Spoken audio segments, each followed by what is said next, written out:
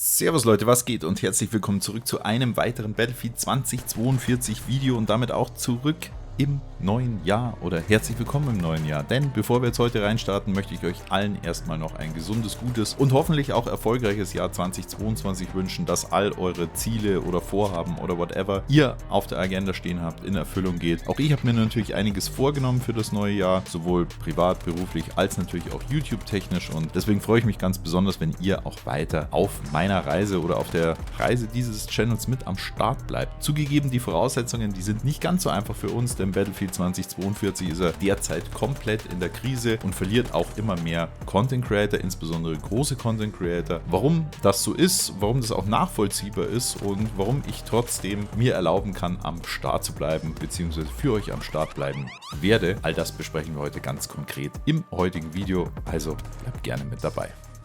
Die Leute unter euch, die regelmäßig auf YouTube oder Twitter oder whatever unterwegs sind, die wissen natürlich, dass schon einige große englischsprachige Content Creator mittlerweile Battlefield 2042 mehr oder minder gequittet haben. AKA zum Beispiel schon sehr früh, mittlerweile aber auch Flagfire und als letztes so von den etwas größeren Lossy, den kennen wahrscheinlich auch der ein oder andere unter euch. Ja, das waren immer ein sehr, wie soll ich sagen, enthusiastischer und pro Battlefield YouTuber. Also es ist schon verwunderlich, wenn dann selbst so jemand dann damit auch führt, auch im deutschsprachigen Raum sieht man natürlich, dass insbesondere die Großen, die es da so gibt, da kommt kein Content mehr. Ich meine, auf der einen Seite, was sollen sie auch groß machen? Die Klicks nehmen ab und so weiter. Das muss man auch irgendwie dann auch mal nachvollziehen. Die eigentlichen Gründe, die liegen ja mehr oder minder auf der Hand, warum auch die Content Creator aussteigen. Wenn wir uns das Ganze mal anschauen, das Spiel hat komplett den Hype verloren. Also auch wenn wir uns hier einfach mal einen Steam-Chart-Vergleich machen zwischen Battlefield 5 und Battlefield 2042, dann sind die Zahlen einfach nur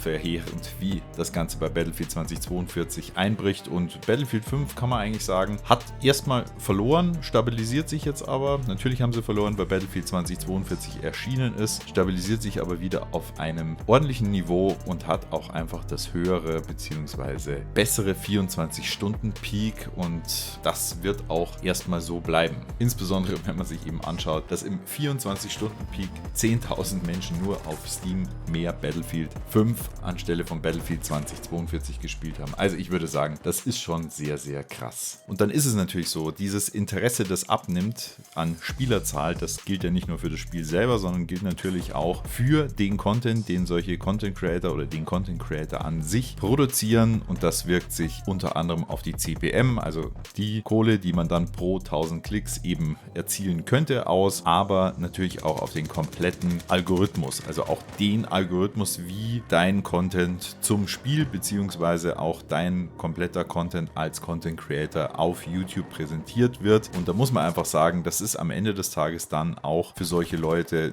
schädlich. Also nicht nur aus monetärer Hinsicht, dass man jetzt, weil das Spiel nicht mehr im Hype ist, nicht mehr so viele Klicks bekommt, aber die haben ganz andere Partnerschaften, sage ich mal. Da wird auch viel mehr Geld über Placements und sowas verdient, als über die letztendlichen Werbeeinnahmen, die man über YouTube generiert. Aber nichtsdestotrotz ist ja das auch ein Ranking für den jeweiligen Content Creator. Also das muss man auch irgendwie nachvollziehen. Dann gibt es natürlich auch noch ganz einfache Gründe. Manche haben einfach auch wirklich keinen Bock auf das Game, und das kann man sich auch so vorstellen, wenn ihr überhaupt keinen Bock auf irgendwas habt und euch dann dahin quälen müsst, also beispielsweise ihr habt irgendeinen scheiß Job, müsst da jeden Tag hin und habt schon so Bauchschmerzen und so, ihr steht auf, habt gar keine Lust drauf, und so ist das natürlich für einen Content Creator, insbesondere wenn das hauptberuflich gemacht wird, natürlich auch. Also auch das ist ein Grund, warum Leute das Spiel skippen. Manche möchten auch einfach ein Statement setzen, dass man sagt, okay, EA, DICE, so geht's nicht weiter, so supporten wir das nicht, und wir nehmen jetzt lieber unsere Kapazität und geben die in ein Spiel rein, das ja vielleicht auch das mehr verdient hat. Und was ich so ein bisschen zusammenfassend sehen möchte, ist, weil man halt auch relativ viel Kritik dann liest, ja, jetzt steigt der aus und so und bla bla bla, kriegt keine Kohle mehr, keine Klicks und so, aber was man da einfach nicht vergessen darf, die müssen auch ein bisschen, ja, muss ich ein bisschen die Lanze auch für die Content Creator brechen, die müssen natürlich auch ein bisschen perspektivisch und in die Zukunft schauen, und es macht keinen Sinn, wenn das Spiel keinen Sinn macht, sich selber seinen Kanal mehr oder minder zu zerstören und die Aufmerksamkeit da wegzuziehen. Und das muss man auch einfach verstehen, dass da gibt es auch nochmal einen riesen Unterschied zwischen einem hobbymäßigen und wenn man das Ganze natürlich hauptberuflich macht. In Summe ist es natürlich so, wenn das Spiel performt und die Content Creator performen, dann ist es eine Win-Win-Situation. Spiel ist gut, Content ist gut, Entertainment ist gut und alle sind glücklich, auch die normalen Konsumenten. Und jetzt ist es natürlich, um hier auch mal die Überleitung zu finden, warum ich da immer noch Bock drauf habe, beziehungsweise ich habe schon so ein bisschen Battlefield 5 Vibes. Da war es ähnlich, da ist auch irgendwann der Content eingestellt worden und dann sind viele große YouTuber einfach weggegangen und das war ja mit der Grund, warum ich überhaupt mit dem ganzen Bums angefangen habe. Und dementsprechend ist mir auch bewusst, dass natürlich die Community,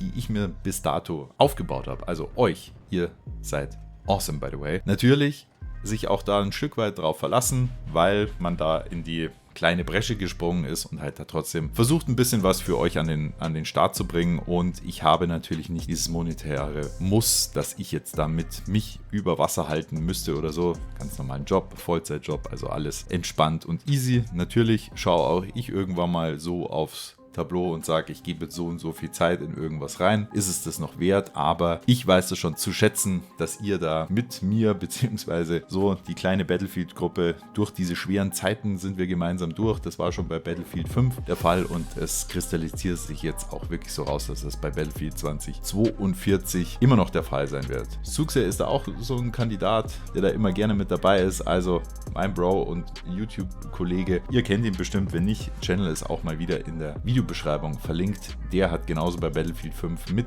durchgezogen und da werden wir beide natürlich auch weiterhin für euch am Start bleiben, auch wenn es für uns natürlich nicht einfach ist, weil auch wir müssen uns, wenn kein Content da ist, das so ein bisschen in Anführungszeichen aus den Fingern saugen, aber es wird natürlich trotzdem weitere Guides, Tutorials, Weapon-Reviews und ja, auch ein bisschen Competitive Content geben, also wenn hier die ersten Tournaments durch sind und wir hoffentlich auch da ein Stück weiterkommen, werde ich auch dazu noch ein bisschen Content auf jeden Fall an den Start bringen. Und natürlich muss ich sagen, wenn dann da trotz allem gar nichts mehr geht, dann würde ich in der letzten Konsequenz, klar, muss man sich auch mal überlegen oder müsste man sich überlegen, ob es das Ganze dann auch noch wert ist. Aber am Ende des Tages mache ich das ja aus Spaß, aus Lust und einfach um hier auch nochmal so die Lücke ein bisschen zu füllen, die Nische zu finden und von daher ist es für mich auch immer noch in Ordnung, damit am Start zu sein. Jetzt würde mich natürlich eure Meinung da interessieren. So sagt ihr, ja, Gott sei Dank macht noch einer weiter oder zwei weiter oder sagt ihr, nee, ganz ehrlich, uns würde ja auch sowieso auch mal ein anderes Game mehr interessieren. Ich sehe mich jetzt ehrlicherweise nicht wieder zurück zu Battlefield 5 oder Battlefield 1 oder Battlefield 4 zu gehen, aber wenn, dann wäre es sowieso ein komplett neues Projekt, aber wie gesagt, vorrangig werde ich auf jeden Fall bei Battlefield erstmal bleiben, auch bei Battlefield 2042. Wenn ihr natürlich Vorschläge habt, mal was anderes sehen wollt und so weiter, das kann man ja trotzdem mal ein bisschen einstreuen und ein bisschen gemeinsam mit euch dann auch testen, wie kommt das Ganze an und so weiter. Also, das würde mich an der Stelle wirklich interessieren. Packt mir das also sehr, sehr gerne in die Kommentare. In jedem Fall nochmal vielen, vielen Dank für euren krassen Support, auf jeden Fall auch im Jahr 2021. Da hat es einen richtigen Kick gegeben,